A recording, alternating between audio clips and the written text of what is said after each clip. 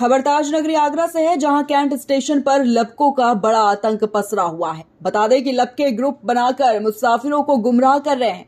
वहीं आरपीएफ और GRP police कोई कार्रवाई करती नजर नहीं आ रही है।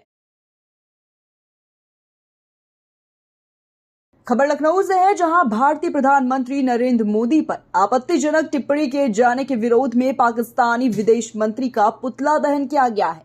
बताते चले कि लखनऊ के अटल चौक स्थित चौराहे पर लगभग हजारों की तादाद में भाजपा समर्थकों के साथ लोगों ने अपना आक्रोश व्यक्त किया है। साथ ही ये मांग की गई है कि वह मीडिया के माध्यम से प्रधानमंत्री नरेंद्र मोदी से माफी भी मांगे। खबर लखनऊ से है, जहां बीकेटी विधायक ने पाकिस्तान के विदेश मंत्री द्वारा प्रधानमंत्री के बारे में अपमानजनक टिप्पणी किए जाने के विरोध में प्रदर्शन किया है।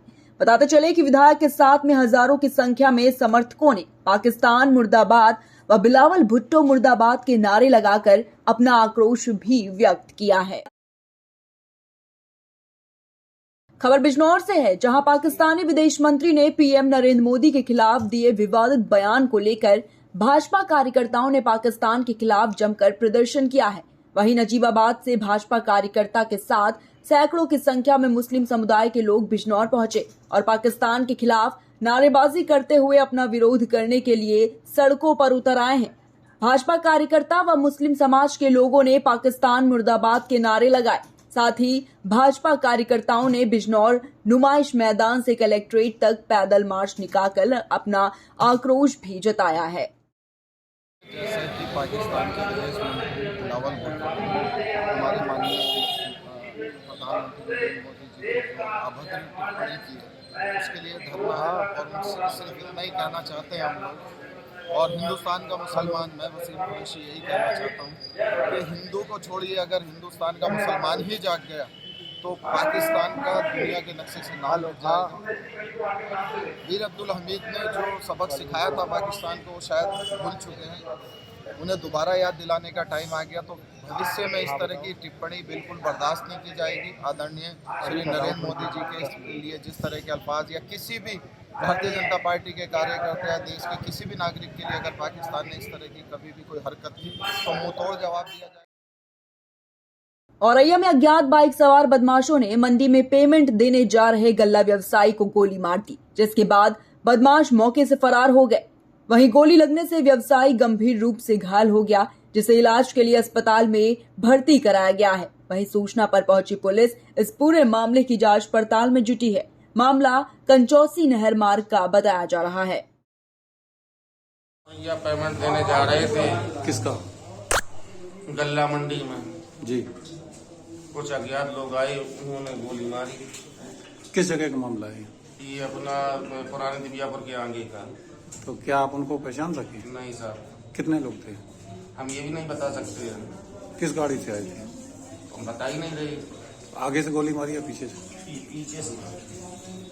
आज शाम 5 बजे थाना दिव्यापुर में सूचना प्राप्त हुई है कि विकास गुप्ता पुत्र राम अवतार गुप्ता निवासी सहायल रोड ये गल्ले का व्यापार करते हैं। इनके द्वारा बताया गया है कि ये किसी को पैसे देने जा रहे थे और शौच करने के लिए ये कहीं बैठे हैं कंचौसी नहर के साइड में, और जब चले हैं या उसके दौरान इनके साथ किसी ने लूट की है। इन्होंने बताया कि इनके पास 1.5 लाख रुपए थे। यद्यपि जो वादी है वो पूरी घटना बताने में असमर्थता व्यक्त कर रहे हैं, क्योंकि उनके द्वारा कुछ मादक पदार्थ का सेवन लिया गया है। इनको तत्काल मौका मुआयना करके और घटना की जानकारी करके प्राथमिक उपचार कराया गया। इनके दाहिने कंधे के नीचे मास्क के अराउंड एक गोली लगी थी, जिसके लिए प्राथमिक उपचार करा के इन्हें सैफई रेफर कर दिया गया। अभी सूचना प्राप्त हुई है कि वहाँ पे इनकी गोली निकाल ली गई है और पूर्णतः खतरे से खाली है। कोई इनको बहुत वैसी परेशानी वर्तमान में नहीं है। एटा में एसएसपी उदय शंकर सिंह द्वारा जिले में कानून व्यवस्था को सुदृढ़ कर अपराधियों पर शिकंजा कसने के लिए धरपकड़ अभियान चलाया जा रहा है और इसी कड़ी में पुलिस ने 3 शातिर वारंटी बदमाशों को गिरफ्तार करने में सफलता हासिल की है। पुलिस ने बदमाशों को गिरफ्तार कर जेल भेज दिया है। मामला जलेसर थाना क्षेत्र का बताया जा रहा है।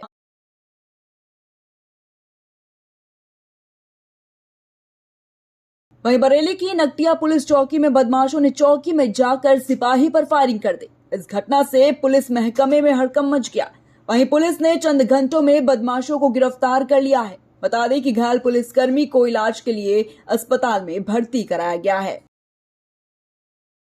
आज थाना कैंट के अंतर्गत चौकी नकटिया में हुई फायरिंग के संदर्भ में पुलिस अधीक्षक महोदय द्वारा सभी टीमों को लगाया गया था चेकिंग के लिए, जिसके क्रम में सभी चेकिंग सभी पॉइंटों पर की जा रही थी। चौकी इंचार्ज नकटिया को जब जो सेक्टर 3 पर चेकिंग करा रहे थे, 2 बाइक सवार आते हुए दिखे। जब रोकने का प्रयास किया गया, उन्होंने तेजी से बाइक पालपुर कमारपुर होते हुए फरीदपुर रोड से क्यारा मोड़ की तरफ जाने के लिए भगाई।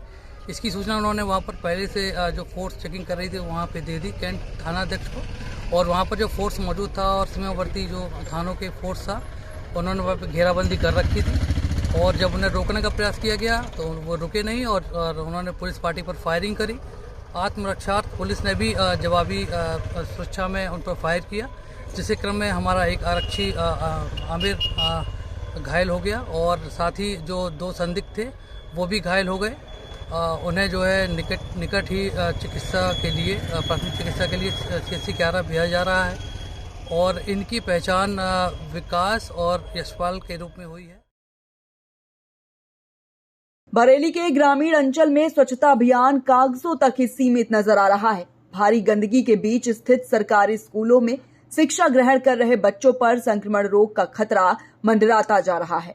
वहीं हमारी टीम ने इस संबंध में शिक्षा अधिकारी से फोन पर वार्ता भी की तो उन्होंने ग्राम प्रधान को जिम्मेदार बताकर अपना पल्ला झाड़ लिया। साथ ही कहा कि इस बारे में DPRO आदि से बात की जाएगी।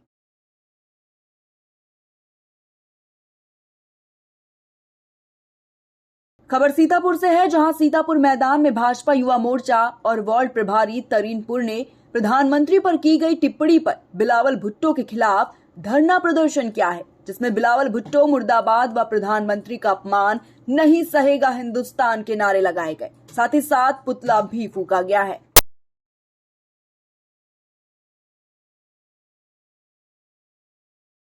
खबर चंदौली से है, जहां जिलाधिकारी ने चकिया राजकीय धान क्रय केंद्र का निरीक्षण किया है और किसानों से वार्ता कर धान खरीद की जानकारी भी ली है और बोरे की उपलब्धता, पेयजल व्यवस्था, कांटा, नमी मापक यंत्र सहित समस्त मूलभूत सुविधाएं उपलब्ध रखने के लिए केंद्र प्रभारी को निर्देश दिया है। साथ ही कहा है कि किसानों को कोई समस्या नहीं होनी चाहिए और किसानों से धान क्रय पूरी पारदर्शिता के साथ करने की अपील की गई है। चकिया का आज धान क्रय के विषय में निरीक्षण किया गया है और यहाँ पे हमारे 2 क्रय केंद्र संचालित हैं, जिनमें सारी व्यवस्थाएं, कांटा, बोरा, आपके नमी मापक यंत्र, पावर डस्टर इत्यादि पाया गया और सभी जो है उनका सही से इस्तेमाल हो रहा था। कुछ किसान भी यहाँ पे थे जिनकी खरीद चल रही है, उनसे भी बातचीत किया गया, वो लोग भी संतुष्ट मिले। तो खरीद यहाँ पे संतोषजनक पाई गई है और आगे भी जिनके नंबर लगे हैं किसानों से आकर के अपना धान यहाँ पे